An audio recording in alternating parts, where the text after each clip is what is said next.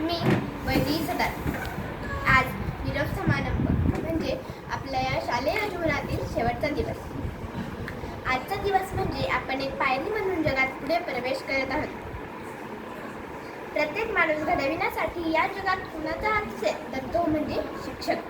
शी म्हणजे शिस्तप्रिय, क्ष म्हणजे क्षमा करणारा आणि क म्हणजे करुणामय अशा शिक्षकाची व्याख्या आहे.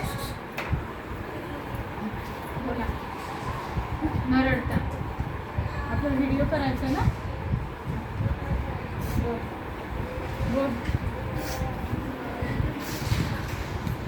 आजच्या भावविभोर कार्यक्रमाचे अध्यक्ष, प्रमुख पाहुणे आणि आपल्या सर्वांच्याच लाडक्या आदरणीय मोठ्या बाई तसेच वंदनीय गुरुजन म्हणजे आपल्या सर्व शिक्षिका तसेच ताई, दादा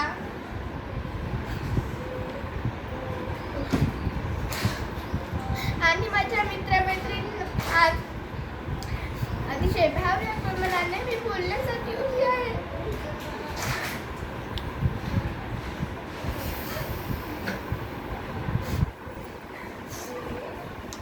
भिंतीच्या पोटी ताटत होती याची आज प्रकर्षाने जाणीव होत आहे.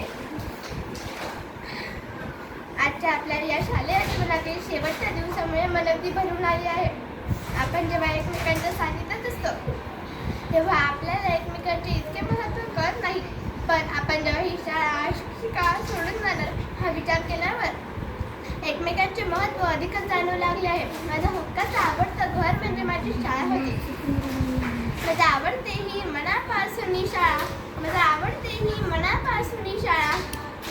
लावी ते लळा जशी माऊली बाळा, जशी माऊली बाळा.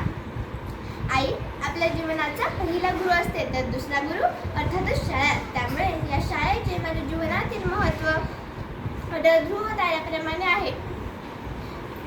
ज्ञान दिल्याने ज्ञान वाढते, ज्ञान दिल्याने ज्ञान वाढते. तर ज्ञानाचे मंदिर आहे. येथील बाईंनी आम्हाला सुंदर आकार दिला तर सर्व बाईंना प्रथम मी अभिवादन करते.